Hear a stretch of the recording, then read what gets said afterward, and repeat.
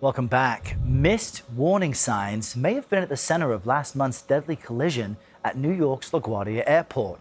You may remember 2 Air Canada pilots died when their jet hit a fire truck on the runway. An NTSB preliminary report found the truck did not have a transponder, which could have alerted air traffic controllers through the airport's collision avoidance system. One firefighter also said he heard a warning from the tower, but didn't know it was meant for him. A final report on that crash is likely due in about a year from now. President Trump confirmed yesterday he is considering a taxpayer-funded takeover of Spirit Airlines. He says the U.S. would eventually resell the budget airline after the price of oil drops.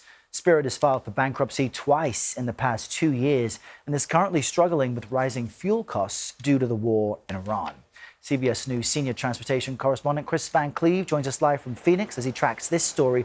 Good morning, Kris. This does not sound like anything we've heard of before. What exactly would it look like for the federal government to buy an airline like Spirit? Well, that's a little unclear because it hasn't ever happened before. You know, if you look at history, the U.S. government did not intervene when Pan Am was about to go out of business, or TWA or Eastern Airlines that at the time represented a much larger market share. Pan Am was the de facto flag carrier of the United States for decades. So this is unprecedented as to what it would look like.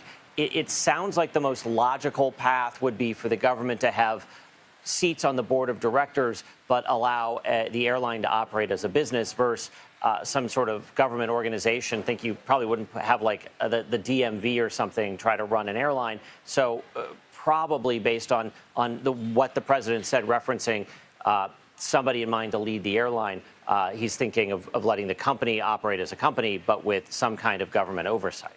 And what's interesting, Kris, is, President Trump has spoken about this. He says when the price of oil decreases, the U.S. could then sell Spirit for a profit. How exactly would that work, and who might the buyer even be? Well, Spirit says it has a plan to get to profitability in the next couple of years, but it requires and is based on fuel prices being far lower than they are right now. Who might buy Spirit? That's a good question, Errol. Every U.S. airline has taken a look at Spirit already and passed on a merger attempt. Frontier is the other ultra low-cost carrier. They have often been talked about as a natural fit for Spirit. They looked at Spirit not that long ago and have decided that it wasn't worth a merge. So who a buyer might be is an open question. Now, if you've got a profitable airline with low debt, that's maybe a different conversation. But that's not Spirit Airlines today. This is an airline that hasn't made a profit since 2019, is set to lose about $200 million this year. And fuel stays elevated, may not have a path to profitability in the near term. And Kris, while all this unfolds, will there be any impact for Spirit's customers? Despite its financial problems, some people do enjoy and rely on the airline. Yeah, so Spirit's bankruptcy lawyers said yesterday the airline is running out of money. And so a decision has to be made very soon as to whether or not there will be funds for it to continue operating. Spirit goes out of business. You will see in those markets likely some increase in fares. Right now, the airline is operating normally. And I think it's important to listen to what the president says when he talks about doing something. We have a little bit of sound from him as to what his motivations may be for trying to buy Spirit. Take a listen. And if we could get it for the right price, I'd do it to save the jobs. And we have somebody that wants to run it, do a good job, smart person.